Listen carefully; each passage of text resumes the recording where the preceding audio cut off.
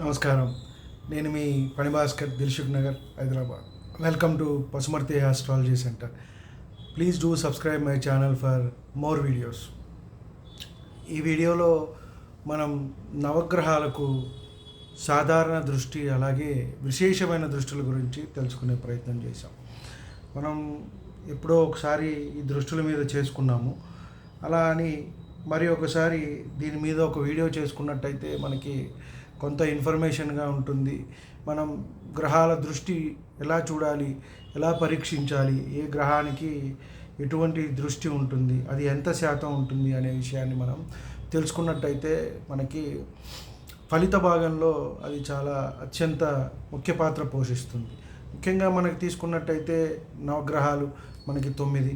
వీటిల్లో రాహుకేతువులకి దృష్టి లేదని కొంతమంది, రాహుకి గురు దృష్టిలాగా అంటే గురువులాగా వీక్షిస్తారు అని, 5-9 ఆస్పెక్ట్ ఉందని, సప్తమ దృష్టి కూడా, కేతువుకి తల ఉండదు కాబట్టి దృష్టి లేదు అని, ఇట్లా మనకి కొన్ని వివరణలు అయితే ఉన్నాయి.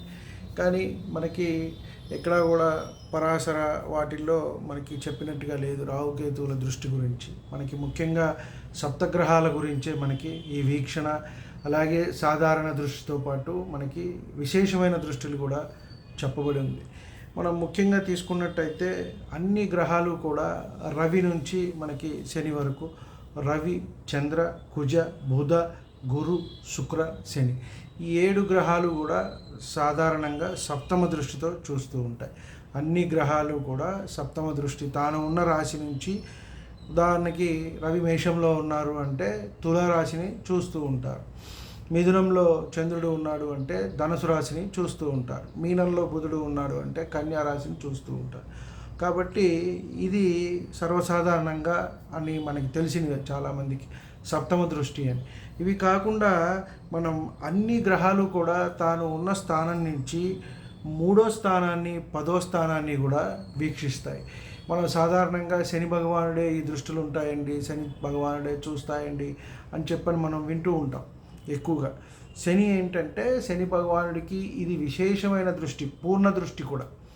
కాకపోతే ఈ ఏదైతే అన్ని గ్రహాలు చూస్తాయో ఇది పాద దృష్టే చూస్తాయి, అంటే 1/4 ఆస్పెక్టే ఉంటుంది. అన్ని గ్రహాలు కూడా రవి, చంద్ర, అలాగే శని వరకు మనం తీసుకున్నట్టయితే తాను ఉన్న స్థానం నుంచి 3వ స్థానాన్ని అలాగే 10వ స్థానాన్ని కూడా రెండు కూడా వీక్షిస్తాయి. ఇది ఎంత శాతము అంటే 25% మాత్రమే. 1/4 ఆస్పెక్టే అన్ని గ్రహాలు కూడా 3-10 దృష్టితో చూస్తాయి అని. ఉదాహరణకి వృషభంలో ఒక గ్రహం ఉన్నది, అది కర్కాటకాన్ని చూస్తుంది, అలాగే కుంభాన్ని కూడా చూస్తుంది, 10వ స్థానాన్ని కూడా మళ్ళీ చూస్తుంది. కాబట్టి ప్రతి దాన్ని కూడా గ్రహాన్ని మనం పరీక్షించుకునేటప్పుడు అది పాద దృష్టితో చూస్తుంది. అది శుభగ్రహమైనా పాపగ్రహమైనా సరే ఇలాగే ఉంటుంది. పాపగ్రహ దృష్టి ఏంటంటే మనకి ఆ అశుభం అనేది కలుగుతుంది కాబట్టి దాన్ని మనం బేరేజ్లోకి వేసుకోవాలి. అలాగే పరీక్ష చేసి అది దృష్టి ఎలా ఉంది, వక్రం ఉందా, సవ్య మార్గంలో ఉందా, ఎలా ఉందా అని మనం చూసుకోవాలి. అలాగే మనం అన్ని గ్రహాలు కూడా 5-9 ఆస్పెక్ట్ ఉంది. ఇవి ఏంటి అంటే పాద దృష్టితో 3-10 స్థానాలను చూస్తాయి, ఇది అర్ధ దృష్టితో చూస్తాయి. అంటే మేషంలో ఉదాహరణకి కుజుడు ఉన్నాడు అంటే ఆయన సింహాన్ని చూస్తారు, అలాగే ధనస్సును కూడా చూస్తూ ఉంటారు. ఇది ఎట్లా అంటే అర్ధ దృష్టితో చూస్తూ ఉంటారు అని. అంటే 50% మాత్రమే ఆ వీక్షణ అనేది ఉంటుంది. కొంతమంది చూడండి, మనం కూడా చూస్తూ ఉంటాం, మన చుట్టాల్లో కానీ, బంధువుల్లో కానీ, స్నేహితుల్లో కానీ కొంతమంది స్ట్రైట్గా ఎదురుకుండా చూసి మనకి మాట్లాడరు, ఇలా కొంచెం పక్కకి చూసి మాట్లాడటం, పైకి చూసి మాట్లాడటం, కిందకి చూసి మాట్లాడటం ఉంటారు. అప్పుడు మనం వాడికి ఏదో గ్రహదోషం ఏదో ఉన్నట్టుంది, ఇలా చూస్తున్నాడు పక్క చూపులు అని అనుకుంటాం. సో కాబట్టి ప్రతి గ్రహము కూడా తాను ఉన్న రాశి నుంచి, స్థానాన్ని నుంచి 5వ స్థానాన్ని అలాగే 9వ స్థానాన్ని కూడా అర్ధ దృష్టితో చూస్తాయి. అలాగే అన్ని గ్రహాలు కూడా తాను ఉన్న స్థానం నుంచి 4 మరియు 8వ రాశిని కూడా చూస్తాయి. ఇది త్రిపాద దృష్టితో చూస్తాయి. ఇక్కడ వచ్చేటప్పటికి 3/4 75% ఆస్పెక్ట్ అనేది ఉంటుంది. ఇది అన్ని గ్రహాలకి ఉంటుంది. మనం కుజుడికి మాత్రమే ఇది ఉంటుంది అని చెప్పని కొంత అనుకుంటూ ఉంటాం. అలాగే 5/9 గురువుకి ఒక్కడికే ఉంటుంది కదండి, గురు భగవానుడికి ఒక్కడికే అని అనుకుంటాం. అలాగే 3/10 కూడా శని భగవానుడికి ఒక్కడికే ఉంటుంది అనుకుంటాం. అలా కాకుండా అన్ని గ్రహాలు కూడా 4th అండ్ 8th ఆస్పెక్ట్ని కలిగి ఉంటాయి. ఇవి త్రిపాద దృష్టితో చూస్తూ ఉంటాయి, అంటే 3/4 ఆస్పెక్ట్లో చూస్తూ ఉంటాయి. ఇదేంటండి మరి అప్పుడు శనికి ఏమున్నాయి, గురువుకి ఏమున్నాయి, కుజుడికి ఏమున్నాయి అంటే, శని భగవానుడు సప్తమ దృష్టి ఎలా అయితే చూస్తూ ఉంటారో అలాగే 3/10 మీద పూర్ణ దృష్టి ఉంటుంది ఆయనకి. సప్తమాన్ని ఎలా అయితే చూస్తూ ఉంటారో అలాగే 3/10 కూడా పూర్ణ దృష్టి 100% దృష్టి అనేది శనికి 3rd ప్లేస్ అలాగే 10th ప్లేస్ మీద కలిగి ఉంటారు. అలాగే గురువు కూడా 5/9 ఆస్పెక్ట్ ఏదైతే ఉందో ఇది 100% ఆస్పెక్ట్ అనేది ఉంటుంది. ఆ లగ్నానికి అతను యోగకారకుడై అలాగే మిత్రుడై శుభంగా ఉంటే కనుక మంచి ఉచ్చ స్థానాల్లో అలాగే స్వక్షేత్రాల్లో మూల త్రికోణాల్లో ఉంటే అత్యంత మంచి వీక్షణ కలిగిన మంచి స్థానాలను చూస్తున్నట్టయితే వారికి మంచి యోగవంతమైన జీవితం ఉంటుంది అని చెప్పని మనం చెప్పవచ్చు. అలాగే గురువు కొన్ని లగ్నాలకి పాపి శత్రువు అవుతారు. వృషభ లగ్నము, మిథున లగ్నము, మకర కుంభ లగ్నాలకు తీసుకున్నప్పుడు ఆయన ఎక్కడ ఉన్నారు, ఏ స్థానంలో ఉన్నారు, ఉచ్చపడ్డారా నీచపడ్డారా, మళ్ళీ ఇవన్నీ మనం బేరేజ్ వేసుకోవాలి.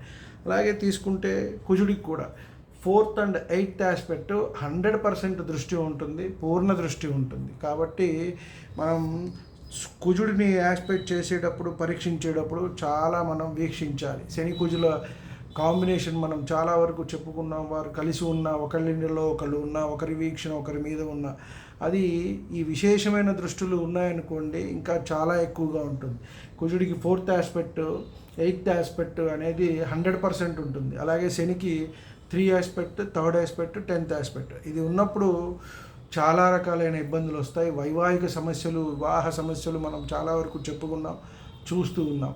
కాబట్టి ఈ దృష్టుల్ని మనం పరిగణలోకి తీసుకొని మాత్రమే ఫలితం అనేది చెప్పవలసి ఉంటుంది. కాబట్టి ఫలిత భాగంలో గ్రహాల దృష్టి అత్యంత కీలకమైన అంశం. కాబట్టి ప్రతి గ్రహాన్ని కూడా పరీక్ష చేసుకుంటూ అది ఎక్కడ ఉంది, ఏ స్థానంలో ఉంది, తన స్వక్షేత్రమా, ఉచ్చక్షేత్రమా, నీచక్షేత్రమా, అలాగే దిగ్బలం చెంది ఉందా, ఇవన్నీ కూడా పరీక్షించుకుని ఎంత బలం కలిగి ఉన్నది, నవాంశలో మళ్ళీ ఆ గ్రహం ఎట్లా ఉన్నది అనేది ఒకసారి మనం పరీక్షించుకుని అప్పుడు ఆ దృష్టిని మనం చూసుకొని ఈ పలానా గ్రహం మీద పలానా దృష్టి పడుతోంది కాబట్టి ఇది మంచి జరగడానికి అవకాశం ఉంది, లేదా చెడు జరగటానికి అవకాశం ఉంది, మాకు ఇబ్బంది కలగటానికి అవకాశం ఉంటుంది అని చెప్పని మనం తెలుసుకొని ముందుకు వెళ్ళినట్టయితే మనకి మంచి జరుగుతుంది. కాబట్టి తప్పకుండా గ్రహాల వీక్షణ అనేది 100% మనం పరీక్షించుకోవాలి.